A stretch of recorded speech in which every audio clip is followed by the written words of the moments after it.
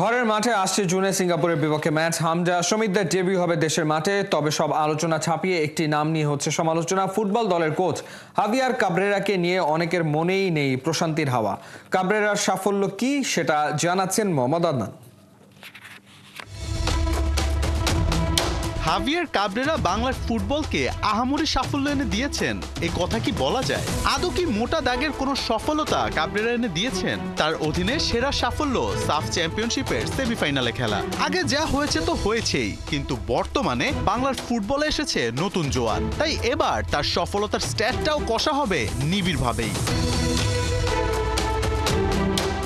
Cabrera লাল সবুজের দায়িত্ব নেন 2022 সালের 8 জুন। প্রায় 3 বছর বাংলার ফুটবলারদের তালিম দিচ্ছেন এই স্প্যানিশ কোচ। এই কয় বছরে তার আমলনামার পাল্লাটা কত ভারী করলো কাবরেরা?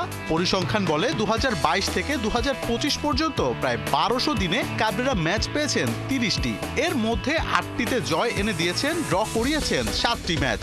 তবে তার অধীনে জামাল, তপু, রাকিবরা হেরেছে 15টি ম্যাচ। 30 ম্যাচের মধ্যে কাবরেরা সর্বমোট 49 জন প্লেয়ারকে ব্যবহার করেছেন। গেল ভারত ম্যাচে ফাহমিদুলকে দলে না নেয় সমর্থকদের তীব্র সমালোচনার মুখে পড়েন এই স্প্যানিশ কোচ। যদিও তাইফে তার কারণেই দলের সাথে ক্যাম্পে যোগ দিয়েছিলেন ফাহমিদুল ইসলাম, কিন্তু ক্যাম্পে এমন কিছু ঘটনা ঘটেছিল যার কারণে জাতীয় দলে ফাহমিদুলের জায়গা হয়নি।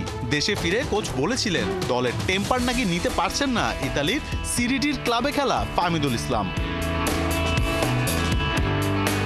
10 জুন ঘরের মাঠে সিঙ্গাপুরের বিপক্ষে ম্যাচ। কাবরেরার হাতে আছেন 3 সুপার জায়ান্ট হামজা চৌধুরী, সমিত সোম এবং ফাহমিদুল ইসলাম। দক্ষিণ এশিয়ার সেরা মিড নিয়ে অবশ্যই হারতে চাইবেন না কোচ, কারণ এখন থেকেই তার পারফরমেন্সের মূল্যায়নটা যে হবে কঠোরভাবেই। যদি এশিয়ান কাপ বাছাই পর্বে বাংলাদেশ উতরে যায় তাহলে কাবরেরার চাকরি হবে দীর্ঘায়িত।